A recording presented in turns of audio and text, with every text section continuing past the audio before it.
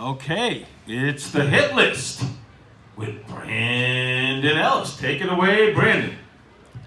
Okay, guys, welcome to Hit List, where we look at the latest hits that should be on your music list. All right, for once I brought a prop today, and what did I bring? Oh, look, Howie, look at this. It's the new Foals album. Everything Not Said Will Be Lost, Part 1. My goodness, that sounds like a Pink Floyd song. Part 1, really? Actually, fun fact, it was just released earlier this month, and later, I believe in November, there's going to be a Part 2, a full other album. This is a full 10 tracks, mind you. We're going to get even more Foals goodness later on in the year. So that's amazing, and it's a great time to be a Foals fan. And as a Foals fan, I'm pretty happy. So before I get into the album, I'm going to give you a little background about what Foals are. Foals, they're a type of bird. No, I'm going to talk about the actual band. No, so they started, I believe, back in 2007-ish. They had their first album, Antidotes, and that album was crazy. They had a lot of elements of math rock put into it, different sounds with keyboards, with different horns and trumpets, and it was a banging album that you could really dance to. Then, I believe it was 2010, they had an album, second album called Total Life Forever. Very big departure. It was a lot slower, more subdued, but it was very good, solid indie music. Very good. And then later on, they released Holy Fire, their third album in 2013, and it sort of did the same thing. Still a good album, but sort of the same thing. Then later on, they released their album What Went Down, and they really promised a harder, more grungy type of aesthetic. And while you got maybe 2 songs that had that, it's pretty much most of the same. And while I like Foals and their sound and their albums, it's just sort of the same thing, as much as I love them.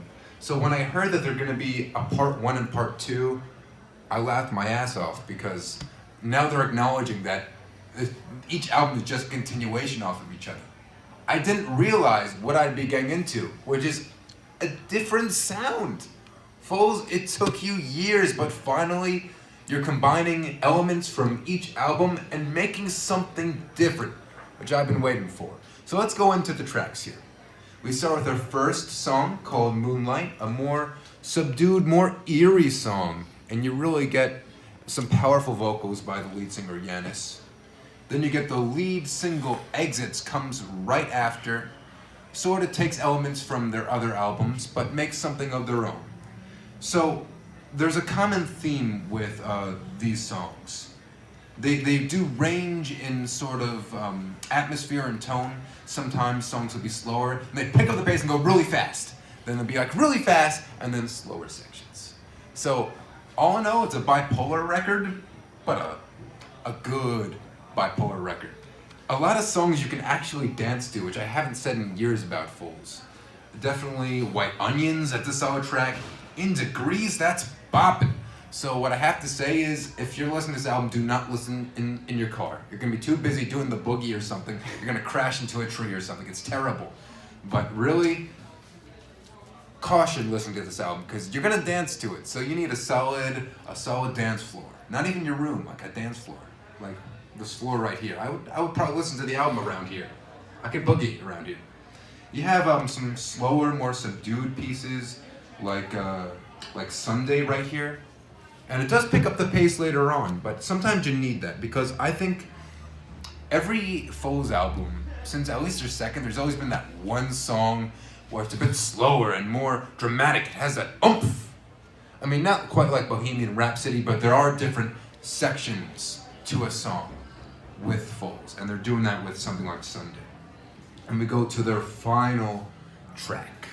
I'm done with the world, and it's done with me. God, it sounds like a cover of a Nine Inch Nails song, but it's really a beautiful song with a nice piano.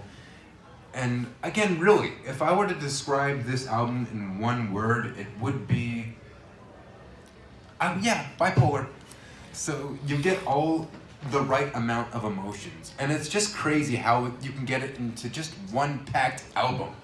But remember, guys, this is only part 1 of 2. So stick around later on in the year. I believe it's about November. You're going to get everything. Hold up. Everything not saved will be lost. Part dose coming up. So that was this week's hit list. Thank you for watching.